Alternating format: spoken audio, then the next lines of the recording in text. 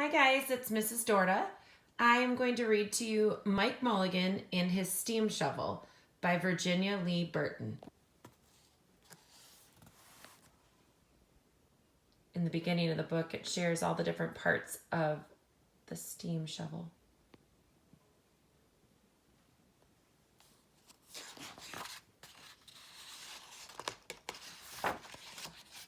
This book is dedicated to Mike. Mike Mulligan had a steam shovel, a beautiful red steam shovel. Her name was Mary Ann. Mike Mulligan was very proud of Mary Ann. He always said that she could dig as much in a day as 100 men could dig in a week, but he had never been quite sure that this was true. Mike Mulligan and Mary Ann had been digging together for years and years. Mike Mulligan took such good care of Mary Ann, she never grew old. It was Mike Mulligan and Mary Ann, and some others, who dug the great canals for the big boats to sail through.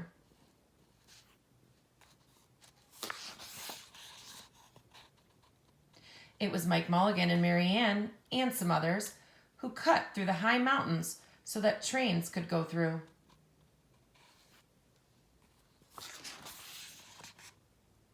It was Mike Mulligan and Mary Ann, and some others, who lowered the hills and straightened the curves to make the long highways for the automobiles. It was Mike Mulligan and Mary Ann, and some others, who smoothed out the ground and filled in the holes to make the landing fields for the airplanes. And it was Mike Mulligan and Mary Ann, and some others, who dug the deep holes for the cellars of the tall skyscrapers in the big cities. When people used to stop and watch them, Mike Mulligan and Mary Ann used to dig a little faster and a little better. The more people stopped, the faster and better they dug. Some days they would keep as many as 37 trucks busy taking away the dirt they had dug.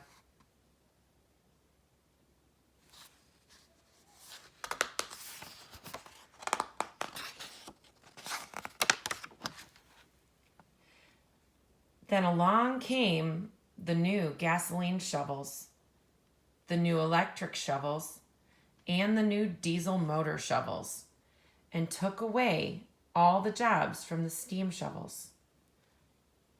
Mike Mulligan and Mary Ann were very sad. No steam shovels wanted.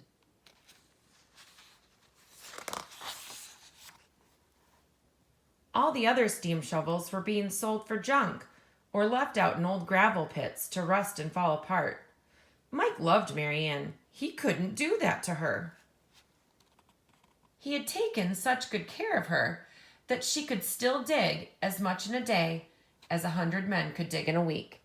At least he thought she could, but he wasn't quite sure. Everywhere they went, the new gas shovels and the new electric shovels and the new diesel motor shovels had all the jobs. No one wanted Mike Mulligan and Mary Ann anymore.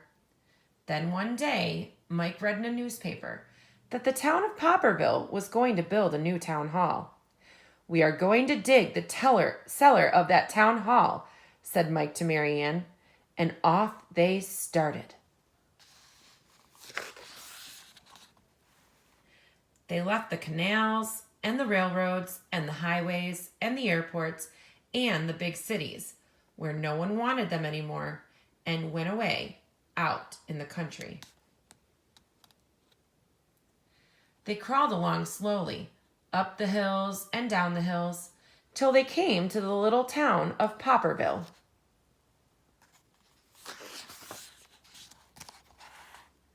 When they got there, they found that the selectmen were just deciding who should dig the cellar for the new town hall. Mike Mulligan spoke to Henry B. Swap, one of the selectmen. "I heard," he said, "that you are going to build a new town hall. Mary Ann and I will dig the cellar for you in just one day." "What?" said Henry B. Swap. "Dig a cellar in a day?" "It would take 100 men at least a week to dig the cellar for our new town hall. "Sure," said Mike, "but Mary Ann can dig as much in a day as 100 men can dig in a week," though he had never been quite sure that this was true. Then he added, "If we can't do it, you won't have to pay." Henry B. Swap thought that this would be an easy way to get part of the cellar dug for nothing, so he smiled in a rather mean way and gave the job of digging the cellar of the new town hall to Mike Mulligan and Mary Ann.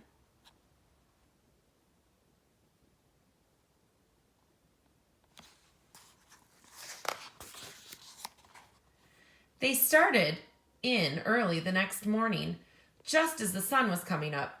Soon a little boy came along. "Do you think you will finish by sundown?" he said to Mike Mulligan. "Sure," said Mike, "if you stay and watch us. We always work faster and better when someone is watching us." So the little boy stayed to watch.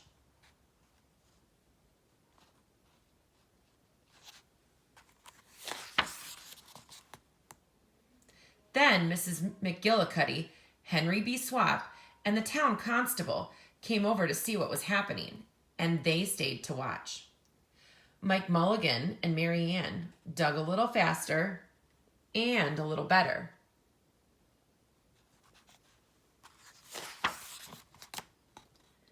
This gave the little boy a good idea. He ran off and told the postman with the morning mail, the telegraph boy on his bicycle, the milkman with his cart and horse, the doctor on his way home, and the farmer and his family coming into town for the day, and they all stopped and stayed to watch. That made Mike Mulligan and Mary Ann dig a little faster and a little better. They finished the first corner, neat and square, but the sun was getting higher.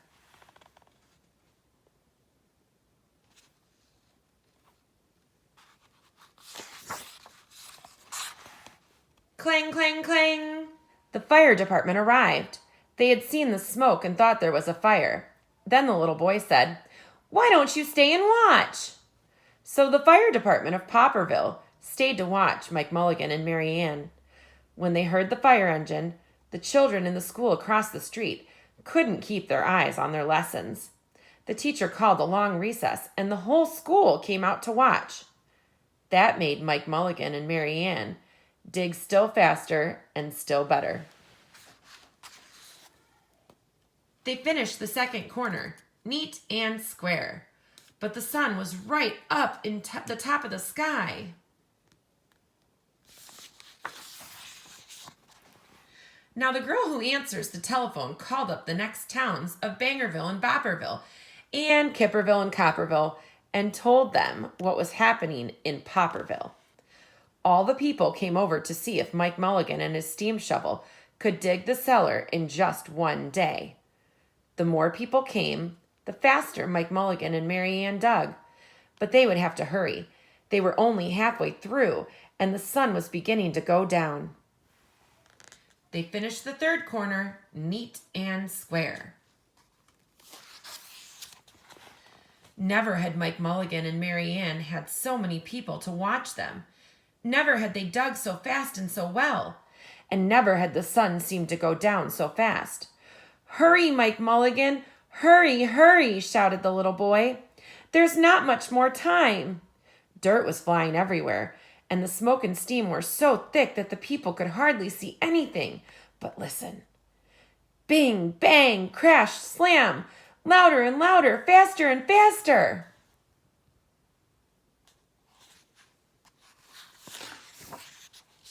Then suddenly it was quiet. Slowly the dirt settled down. The smoke and the steam cleared away, and there was the cellar, all finished. 4 corners, neat and square. 4 walls, straight down. And Mike Mulligan and Mary Ann at the bottom. And the sun was just going down behind the hill. "Hooray!" shouted the people. "Hooray for Mike Mulligan and his steam shovel! They have dug the cellar in just one day."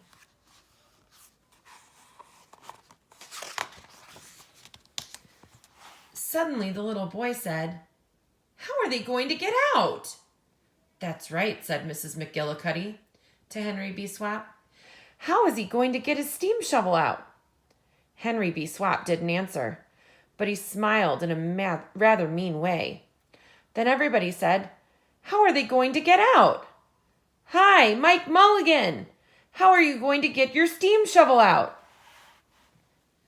Mike Mulligan looked around at the 4 square walls and 4 square corners, and he said, "We've dug so fast and we've dug so well that we've quite forgotten to leave a way out." Nothing like this had ever happened to Mike Mulligan and Mary Ann before, and they didn't know what to do.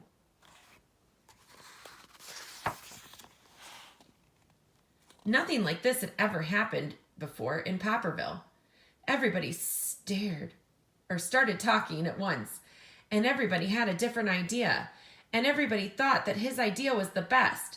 They talked, and they argued, and they fought, till they were worn out, and still no one knew how to get Mike Mulligan and Mary Ann out of the cellar they had dug.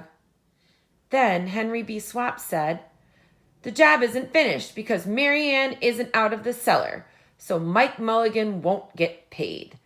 And he smiled again in a rather mean way. Now the little boy, who had been keeping very quiet, had another good idea. He said, "Why couldn't we leave Mary Ann in the cellar and build the new town hall above her? Let her be the furnace for the new town hall, and let Mike Mulligan be the janitor. Then you wouldn't have to buy a new furnace, and we could pay Mike Mulligan for digging the cellar in just one day."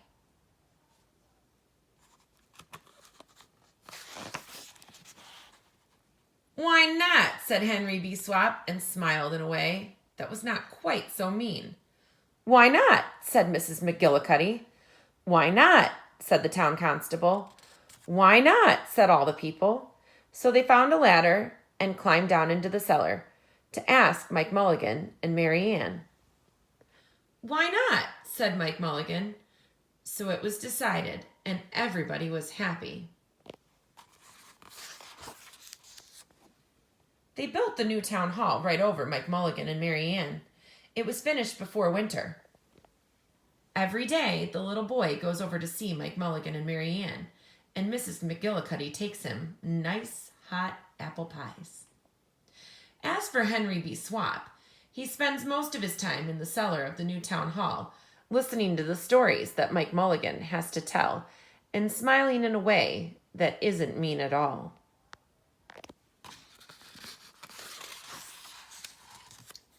Now when you go to Popperville, be sure to go down in the cellar of the new town hall. There they'll be, Mike Mulligan and Mary Ann, Mike in his rocking chair smoking his pipe, and Mary Ann beside him, warming up the meetings in the new town hall. The end.